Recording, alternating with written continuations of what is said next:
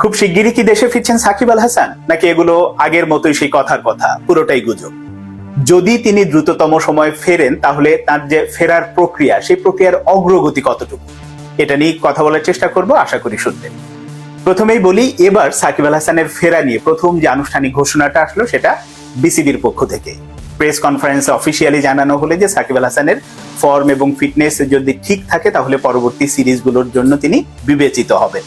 নির্বাচকরা যদি মনে করেন যে তিনি খেলার উপযোগী, তাকে দলের নেয়ার মতো অবস্থায় তিনি আছেন, তাহলে তিনি বিবেচিত হবেন।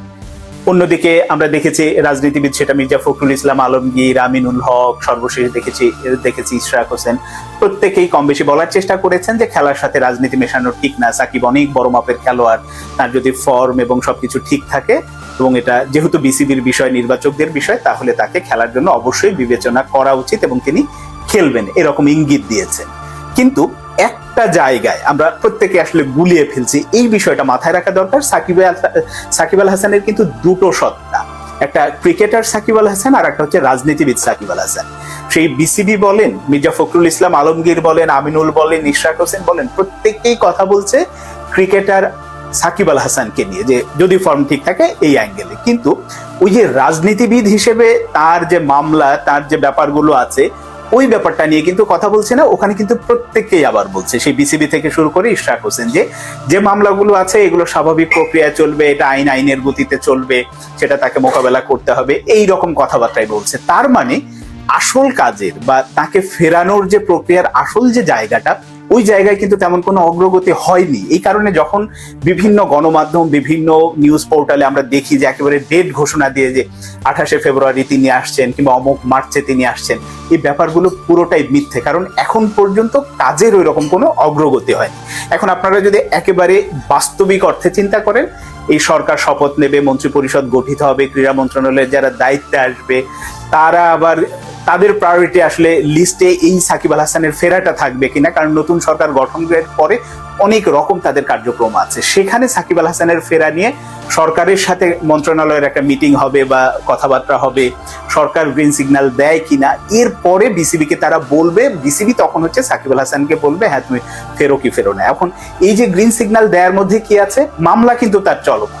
তিনি এর আগে দুবাই পর্যন্ত এসেছিলেন, এসেও ফিরে গেছে। তখন একটা নানান রকম ভয় দেখানো হয়েছিল যে সংক্ষুব্ধ জনগণ নানান ভাবে আসলে দর্শকরা প্রতিক্রিয়া দেখাতে পারে, হাঙ্গামা হতে পারে, এই কারণে সাকিবকে দুবাই থেকে ফিরিয়ে দেওয়া হয়েছে। তো এখন পরিস্থিতি যেটা হয়েছে, এখন কি আসলে কোনো রকম অনেক পরিবর্তন হয়ে গেছে যে এখন সেটা হবে না এইরকম অবস্থা? সেটা কিন্তু হয়নি।